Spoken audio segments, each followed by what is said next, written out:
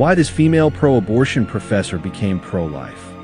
SJ Thomason is a professor and administrator at the secular university called University of Tampa.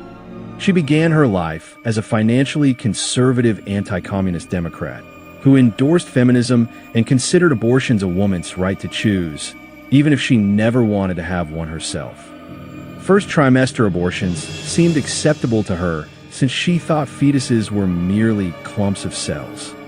Second trimester abortions were more dubious, though in the cases of rape or incest, she would have considered them acceptable. She appreciated autonomy and self-expression. She considered the patriarchy in the Catholic Church to be old-fashioned. She wanted female priests. SJ said this in her younger years. Quote, "If a female friend wanted an early-term abortion, I would not stop her." End of quote.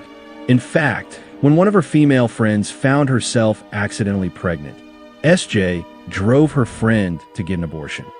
SJ waited for her friend in the car as the abortion was performed.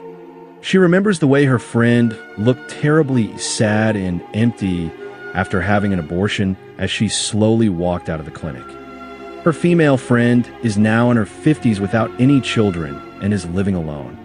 What caused SJ to change her mind about abortion was what she saw in an ultrasound while pregnant.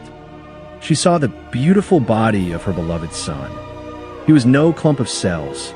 Yet during that ultrasound, the ultrasound technician noticed that her son had two soft markers for Down syndrome, echogenic heart and echogenic bowels.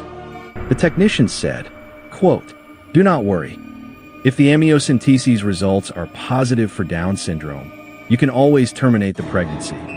The thought of murdering her son was unbearable.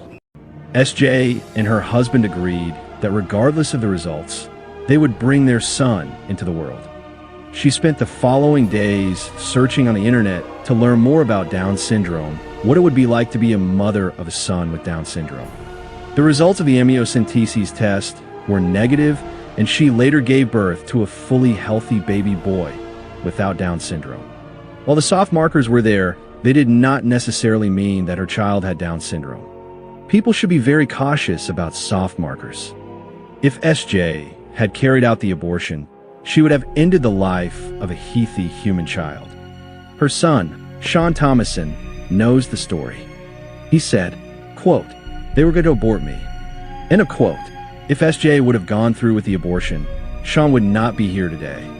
Sean is now alive and happy to be alive, and is happily pursuing a university education at University of Tampa like other children his age. He is living proof that the soft markers for Down syndrome can be wrong. SJ is now a Christian. SJ now loves the Catholic Church. SJ is now 100% pro-life. She now thinks abortion should be fully criminalized in order to protect the autonomy of the child in the womb. She also recognizes that human life begins at conception, which is in alignment with a study on over 5,000 biologists who overwhelmingly affirm that life begins at conception. The right to life is part of the Declaration of Human Rights, and therefore the child in womb has a right to live. SJ's two sons are also pro-life, where they also believe that the autonomy of the child in the womb should be respected and protected, and that human life begins at conception.